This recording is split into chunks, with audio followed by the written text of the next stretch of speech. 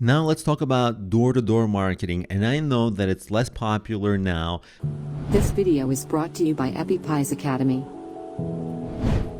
Less people ask about it, but still some people do ask about it. And in some situations and for some kinds of products and services, it's still effective, especially when you're trying to do the online marketing strategies and they're not really working. And this is just a way to supplement your efforts, especially if you're selling products and you have some inventory left over. This might be a good way to sell some inventory. So when is this helpful? Well, if you have products, so if you're trying an e-commerce business and your products help with something for the home, maybe cleaning, maybe something else, maybe organizational, then of course those are great candidates to sell in door-to-door marketing.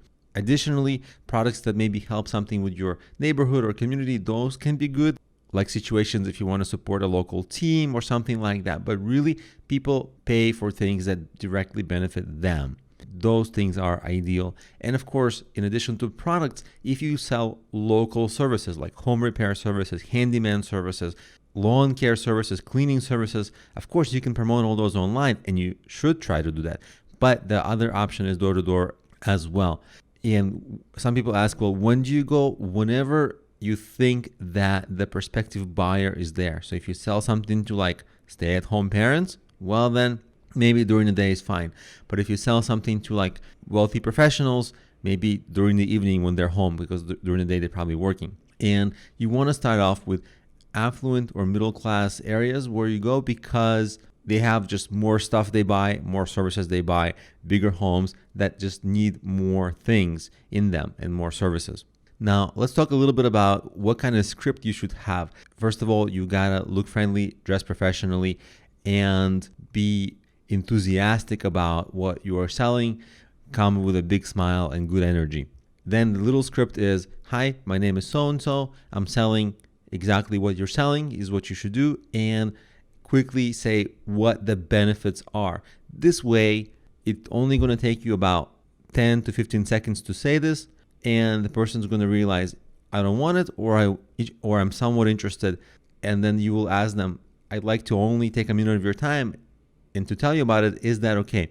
If you've sparked any interest in them, then asking for like 30 seconds or a minute of their time, that's the next step. If they say yes, explain why it's cheaper, why your product is better, and how you might be able to refill the supplies, right? Because let's say they buy something now, like let's say laundry detergent. Well, they buy something now. That means they have to go to Amazon or something, or the store.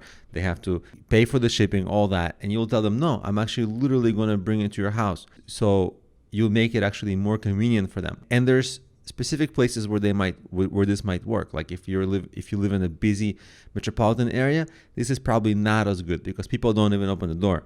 But if you live in like a rural community, that actually might work a little better. And in all cases, if they say yes or no, you should ask, do you mind if I leave my business card? If they say yes, one thing that's good to contain on your business card is some kind of a suggestion. First order gets 10% off, so that they might save that card in case for in the future they might need it. They're like, well, I can get a 10% off. And so they'll save it, and it will serve as a reminder to them. So that's approximately how to do it. I'm personally not an expert in door-to-door marketing, but this is something that people ask about. So this is just the very basics of it.